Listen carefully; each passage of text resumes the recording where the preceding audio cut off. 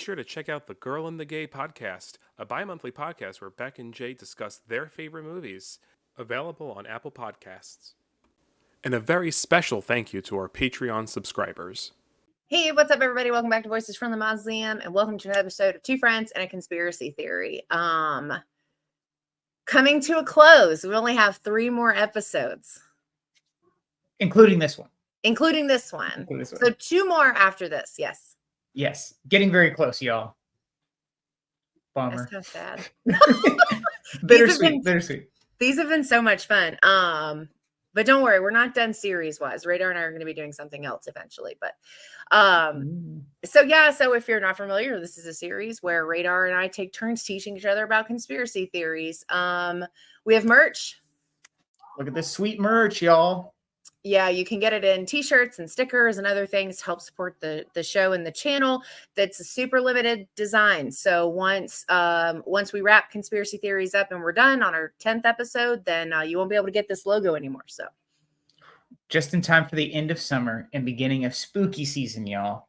Just remember when spooky season begins. And I genuinely am so happy with how it came out. Like, look at that. I was worried it wasn't going to look good, like printed, which we've talked about before, but it turned out so cute. Anyway, it's the same thing that's behind us, in case you're curious. But yes, when last we met, Radar was teaching me. Well, I was going to say Mount Rushmore, but that wasn't it. What was the last one that we did? It was the Freemasons. The Freemasons. That's it. I keep forgetting which ones we did recently because we record them a couple at a time, and then we've been kind of ahead of the game with it. So I'm like, which ones? We done this one? I'm trying to remember which ones have actually been out. So this week it's my turn, and I mean, given the background, and anyone who knows me knows, like, I'm super obsessed with this specific thing. There's no way to discuss conspiracy theories and not talk about the 1947 Roswell incident. Ooh, there you go. That's the big one. I think that is the conspiracy theory. Like, I know the moon landing, the JFK assassination, those are the big ones, but like Roswell is a town of conspiracy. And it's like, and the outskirts of it, New Mexico, have really there's like a section of it that's really embraced it with like alien merch and like, which I'm here for. I love stuff like that. You go to Point Pleasant, West Virginia, and you go see the Mothman Museum. Like, I love stuff like that. I'm like, you embrace the weird. That's what I say. Embrace it. Bring it out. Wow, a whole like section of a state, and like New Mexico's not small either. It's a huge chunk.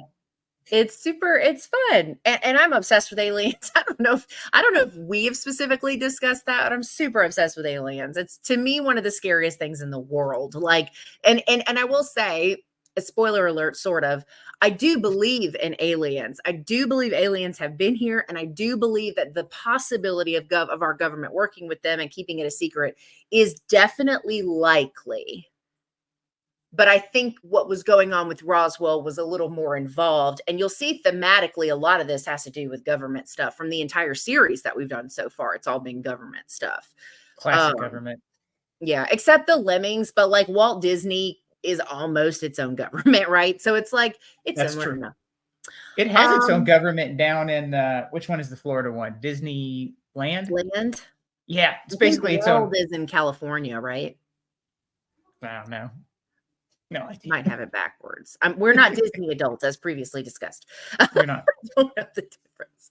But yeah, so I'm going to attempt to kind of condense this because it's mostly government stuff. And then I basically just have like a list of all the things, the pieces of the puzzle that were essentially like people's, like where this came from. Right. But if you're not familiar, the 1947 Roswell incident had to do with the U.S. Air Force. A balloon crashed in Roswell, New Mexico. That was the start of it.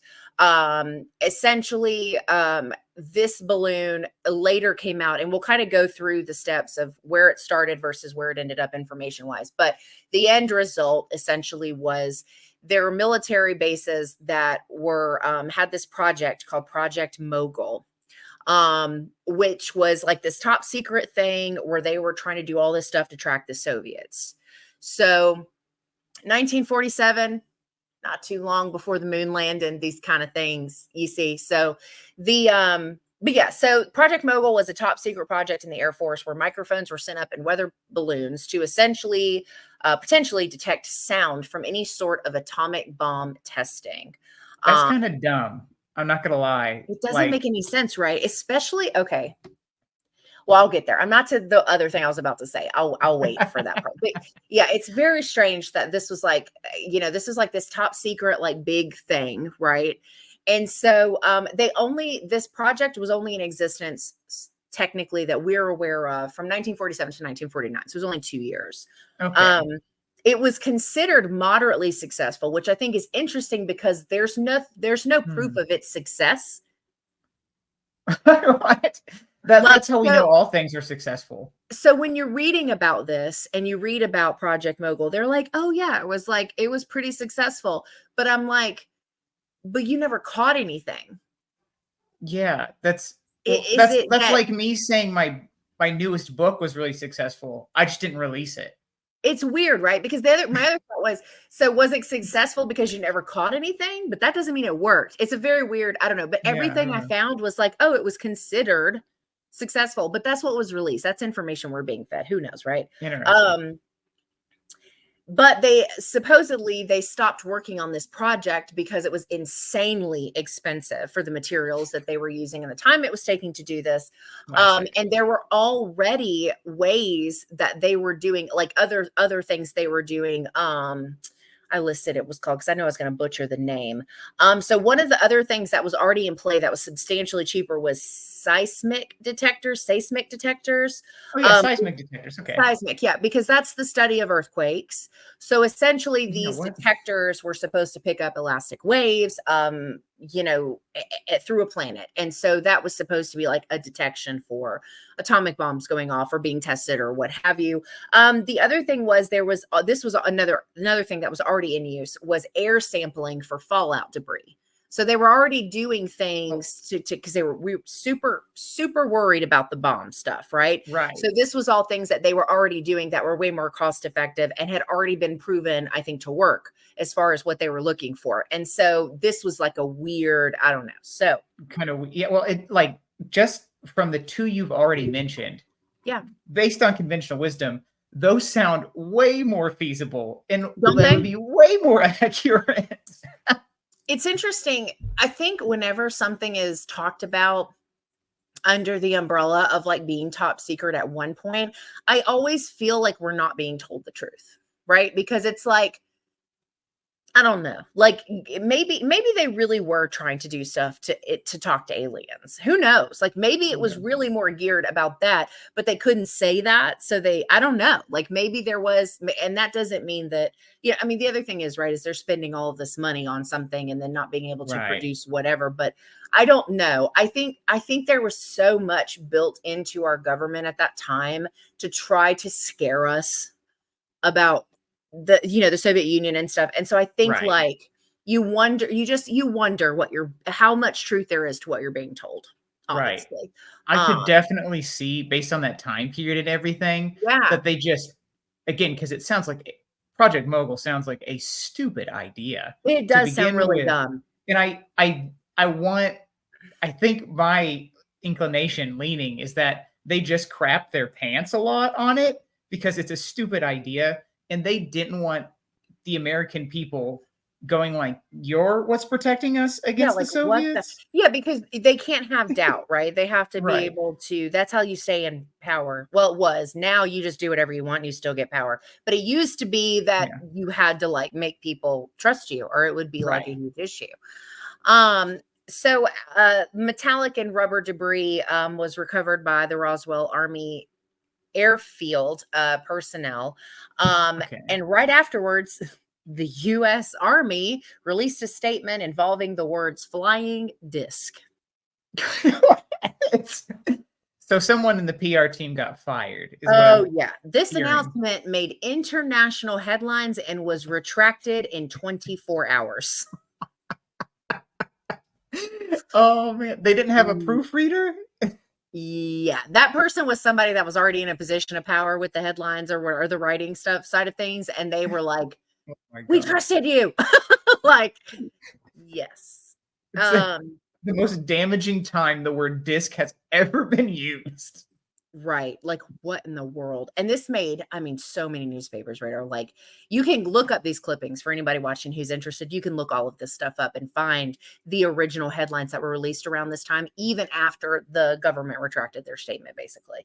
And this, and then once, so that then once this happened, they obscured this top secret BS project by saying that it was just a weather balloon, which is the same thing they do now.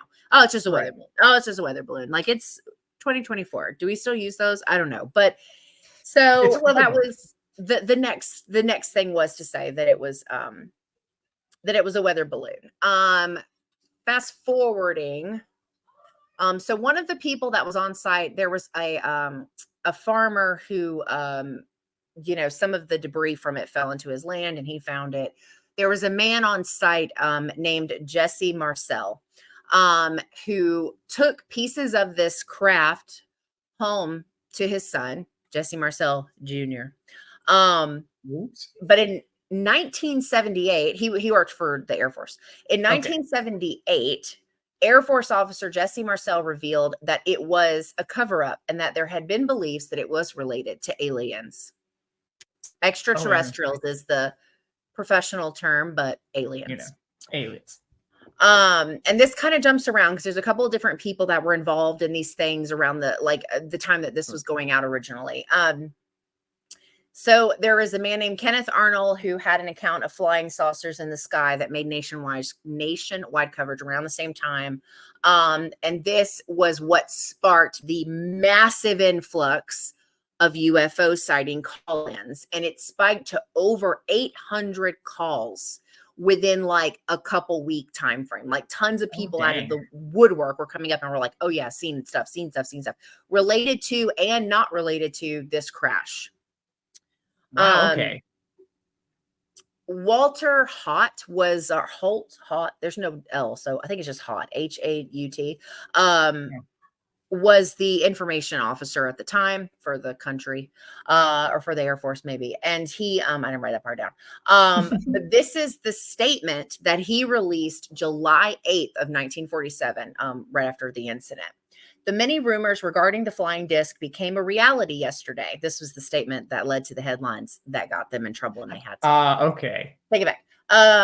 The many rumors regarding the flying disc became a reality yesterday when the intelligence officer of the 509th Bomb Group of the 8th Air Force Roswell Army Airfield was fortunate enough to gain possession of a disc through the cooperation of one of the local ranchers and their sheriff's office of Chavez County. The flying object landed on a ranch near Roswell sometime last week. Not having phone facilities, the rancher stored the disc until such time as he was able to contact the sheriff's office, who in turn notified Major Jesse A. Marcel of the same bomb group intelligence office. That's his statement. That's the one that got put on everything. Right. Okay. So he used the word disc several different times. Whoops. Should look up if he got killed like right after this or anything. I didn't look that up. Yeah. So that's kind of, it's weird because that's like the main setup for it all, of this, like, where that came from. It came from, this farmer was like, this is weird material, which I'll get a little bit further into that in just a second. And they were like, well, it's a flying disc. Like, they just, I don't think they knew what to do or what to say, because if the truth is they did not want focus on that project, they had to come up with something quick to deflect because they don't want attention on it. Right. Right. So it's like, I don't know. It's weird. That would be so incredibly funny that the government, to cover up one of their screwed up so bad they started alien conspiracy theories all on its own, which sounds exactly like something it does. It sounds exactly like something they would do.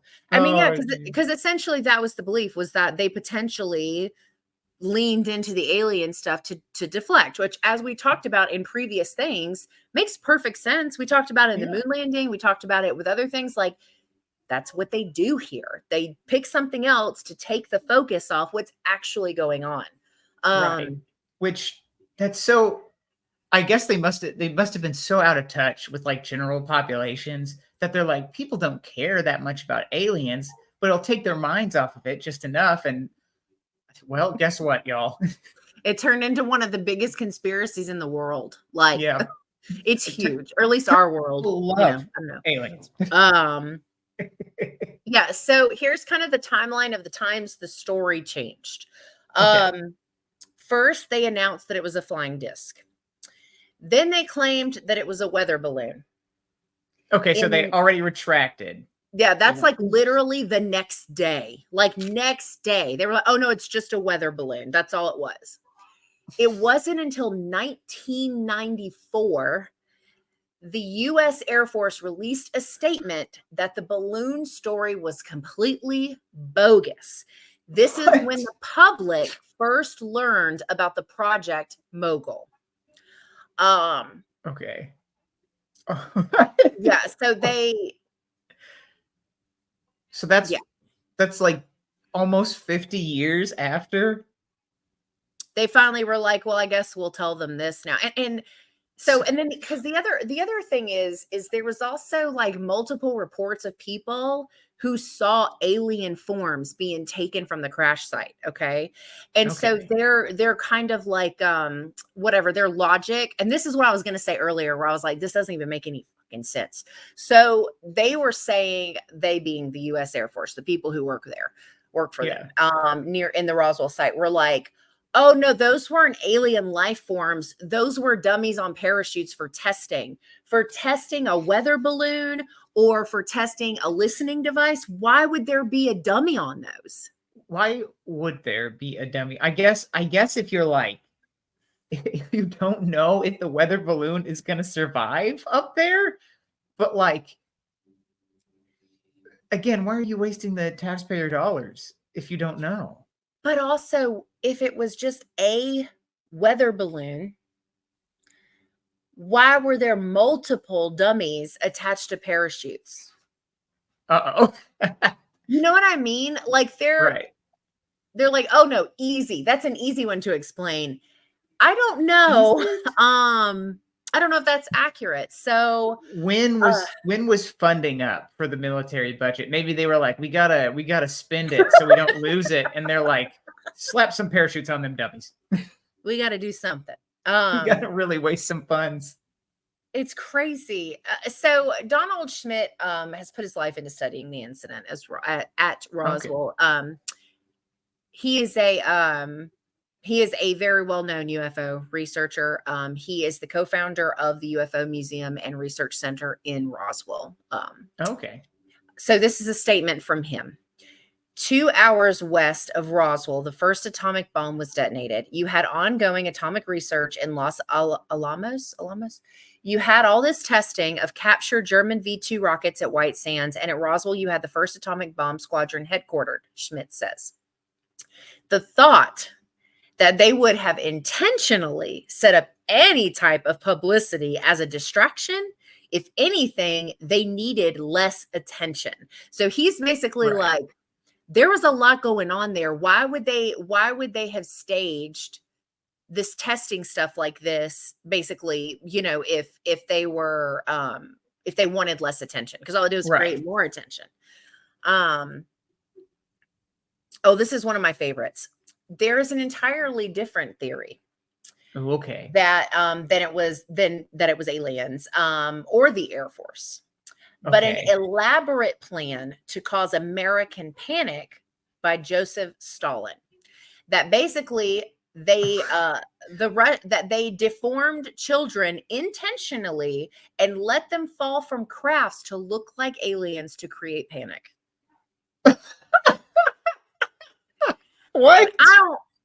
I don't know about you, but I feel like the person that came up with that is the person that came up. What was that really crazy one about the moon? I can't even remember now. But like some of these people got to be the same people. I don't know.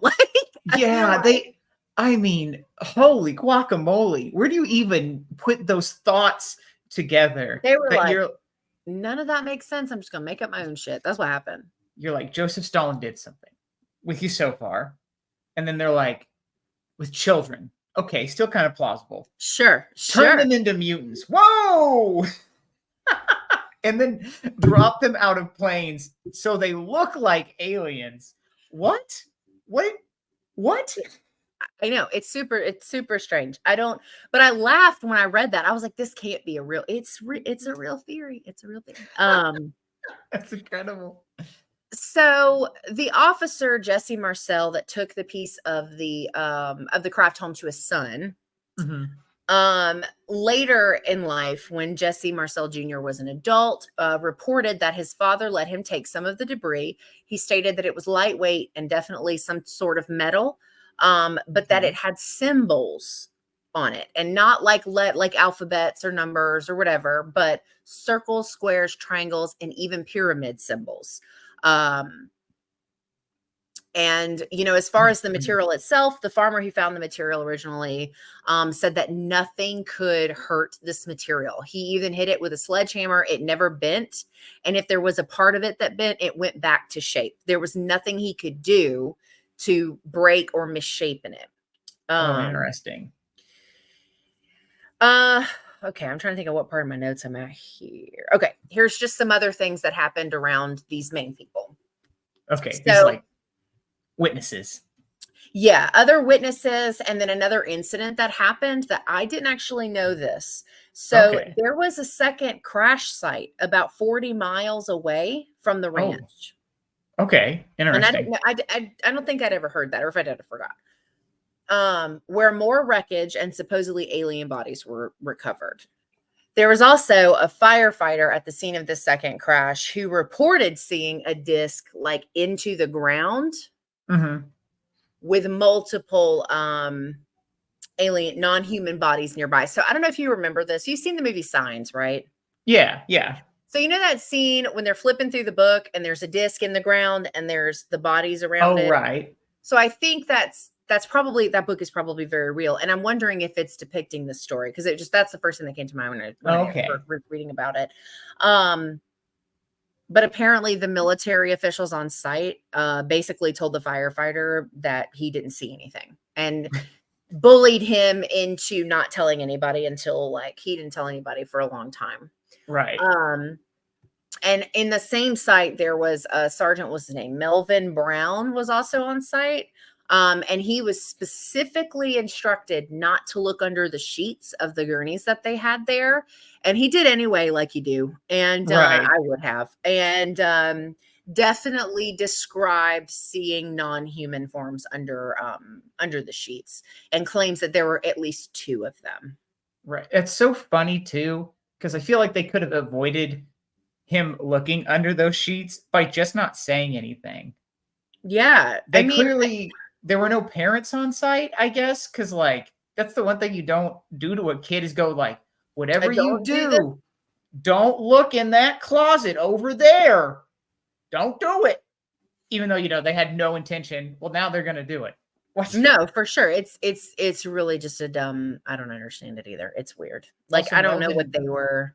Yeah. Also, Melvin Brown is the most 40s name I think I've ever heard of. Yeah, I'm inclined to agree with you on that one. And then of course, and this is, like I said, I'm condensing for time purposes, but the other major thing, of course, is that we had a huge jump in technological advances, and that was believed to be because of our government working with aliens, extraterrestrials, and that's where we got the technology. But I think in history, right, we always see chunks of booms. Right. So Bill Clinton said to have done all these amazing things for the economy, but Clinton got lucky because in the 90s is when we had our big tech jump with computers. And so of course the economy was, so anyway, I say all of that to say that while I would love to believe that our cool stuff that we eventually ended up with came from aliens because they're far superior and more intelligent, I really think it's just a matter of timing for this, because this was right around the 50s. And I think the increase of technology that we saw was probably not directly related to Roswell at all, but really just a thing of the times. I don't think it was anything, but I just had to mention that because that's prosperity. And that that would be like, because we are in a funk now in terms of efficiency with technology, there's not really any real breakthroughs coming with technology on No. the same output and level. No. And I think that's just easier for people to go like, yeah, we had aliens helping us in the 50s because there was that, like you said, a nice jump. And Yeah. it's so much nicer to believe that we just don't have the aliens around anymore, as opposed to So now, people just don't want to try. yeah. Yeah. Yeah, it's an interesting thought because I think I've always loved from like a sci-fi or even a sci-fi horror perspective.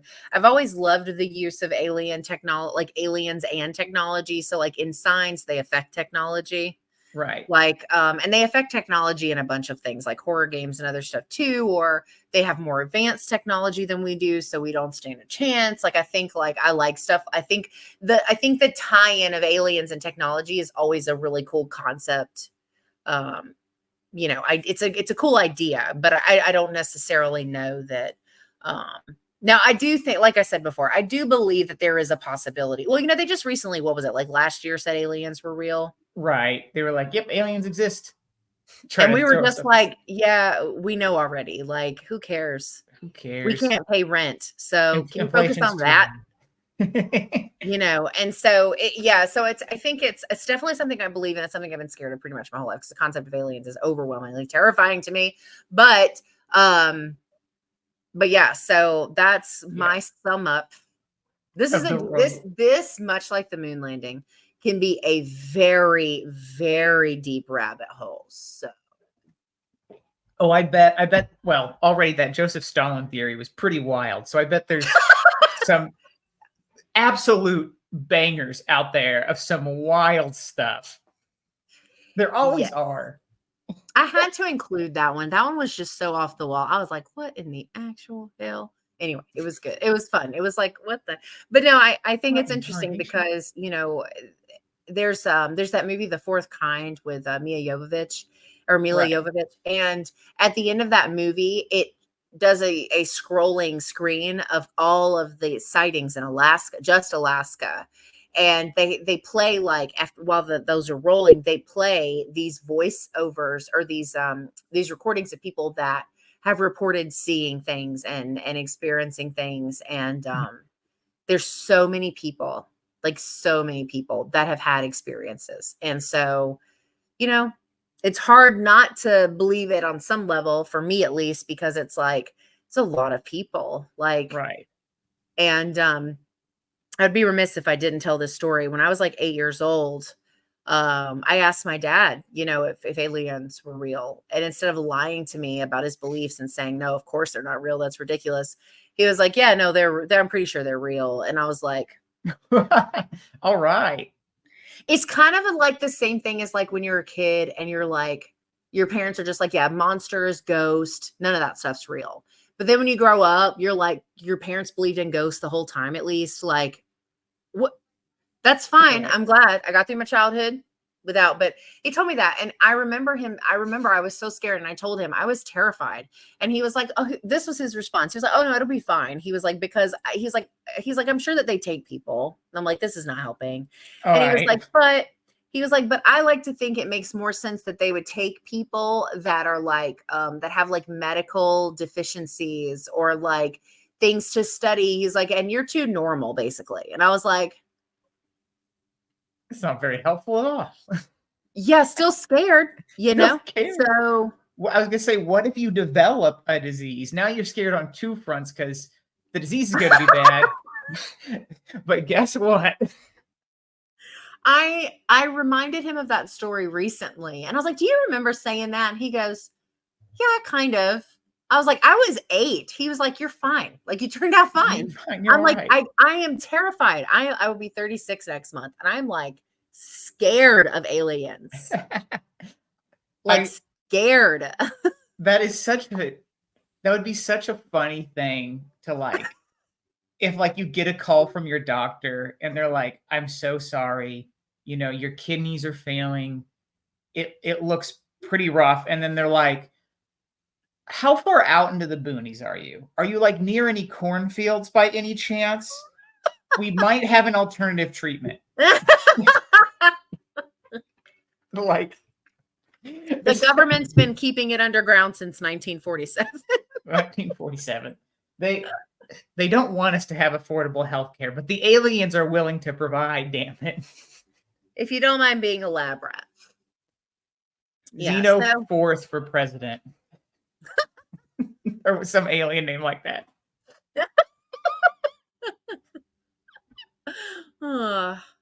So that's my wrap up for the Roswell incident. I'm glad we covered it because it is one of the bigs. So you gotta talk about it. It's a big one, yeah. It's hard to not talk about it. It's very big. So but yeah, so next week we'll be back with Radar's last conspiracy theory. My last one. So there's a playlist of these if you've not seen them yet. But otherwise, that's it for this episode of Two Friends and a Conspiracy Theory. Thank you guys so much for hanging out with us. All of Radar's links are in the description where you can find him, his content, and his books, as well as, once again, the limited merch with this logo on it. This merch. Yeah. We hope you have a good rest of your week. Enjoy your weekend, and we will see you in the next one.